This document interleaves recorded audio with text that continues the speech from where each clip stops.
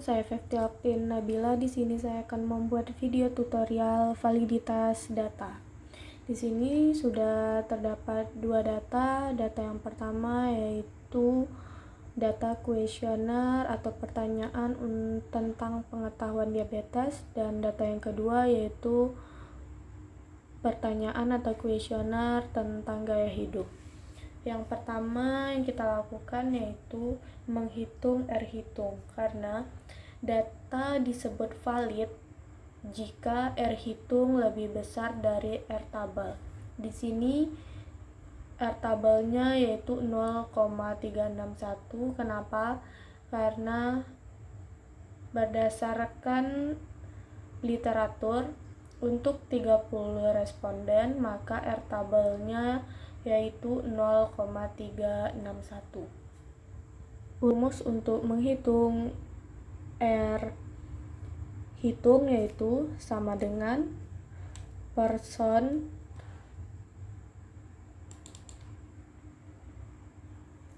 kemudian blok data pertanyaan P1 sampai untuk ke 30 responden,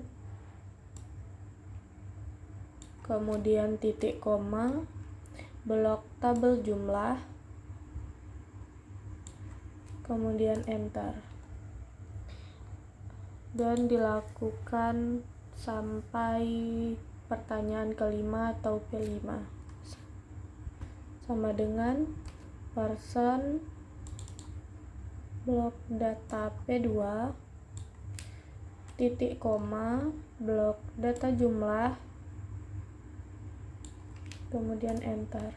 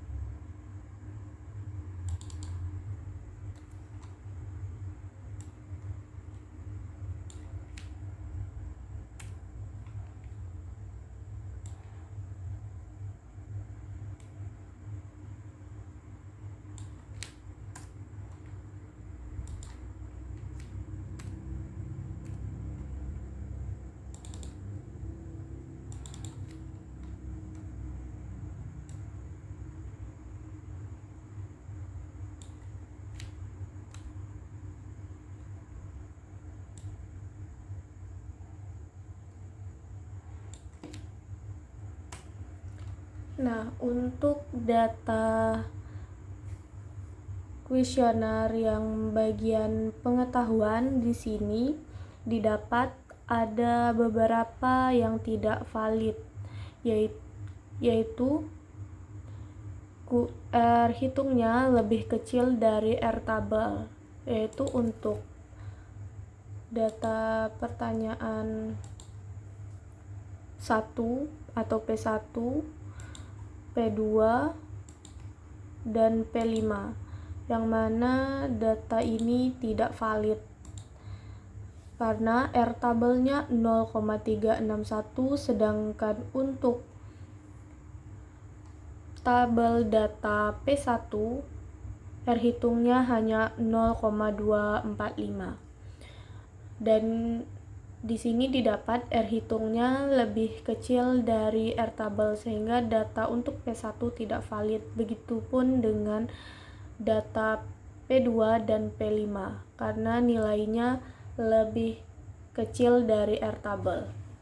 Untuk data yang kedua dilakukan dengan cara yang sama, yaitu sama dengan person blok data P1, kemudian titik koma, blok data jumlah, kemudian enter, dan dilakukan sampai P5.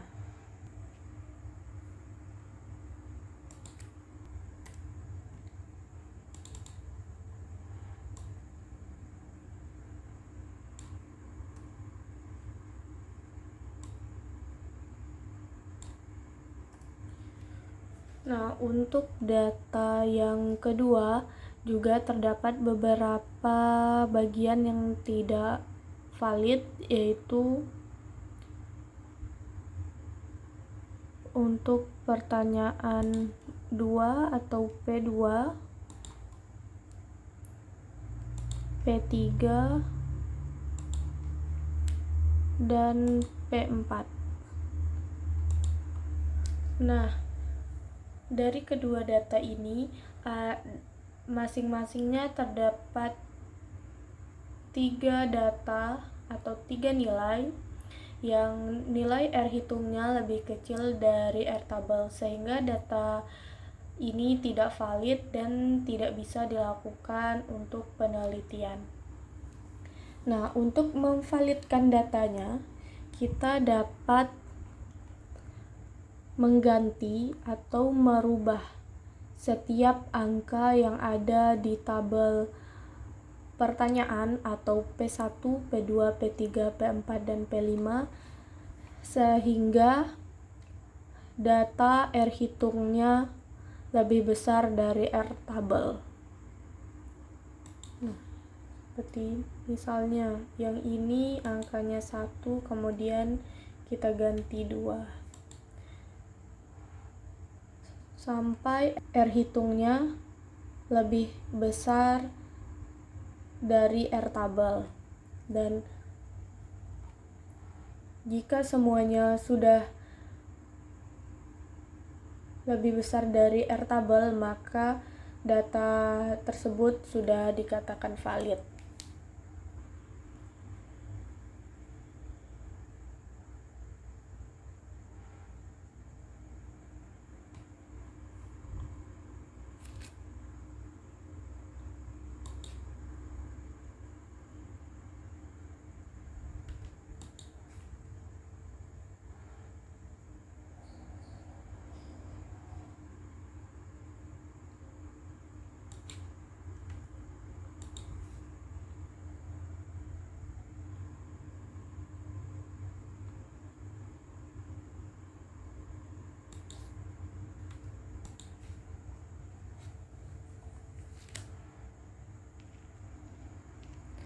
Nah, di sini dapat dilihat bahwa data-datanya sudah valid semua, di mana nilai R hitungnya sudah lebih besar dari R tabel, yaitu untuk nilai R tabelnya 0,361, dan di sini angka R hitungnya sudah di atas atau lebih besar dari 0,361.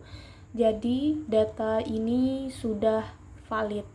Kemudian kita lakukan uji validitas menggunakan SPSS.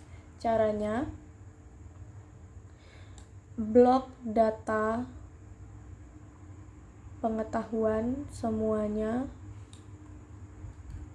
copy, kemudian masuk di SPSS, bagian data view, paste. Nah, untuk bagian variabel view namanya kita ganti.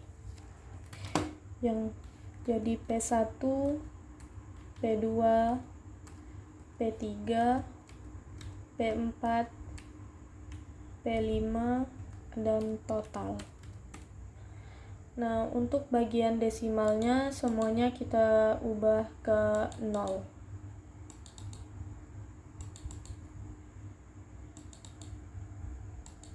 Setelah itu, analyze,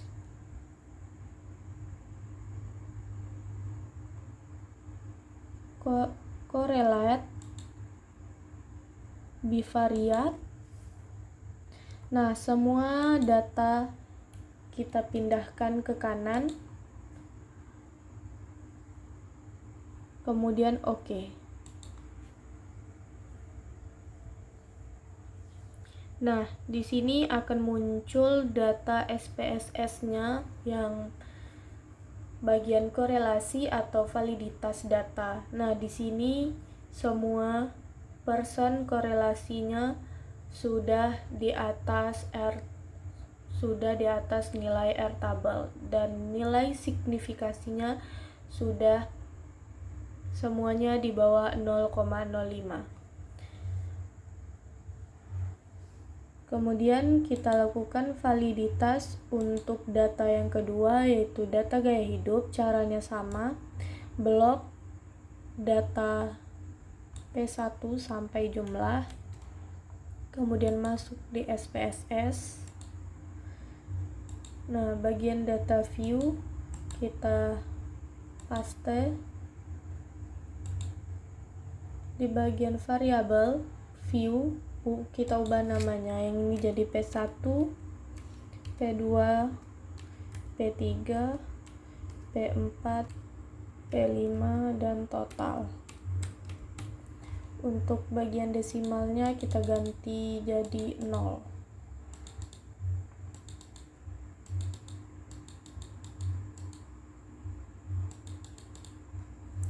Nah, dengan cara yang sama, yaitu analyze, correlate, bivariate, semua data kita pindahkan ke kanan, kemudian OK. Nah, ini hasil untuk validitas data yang kedua.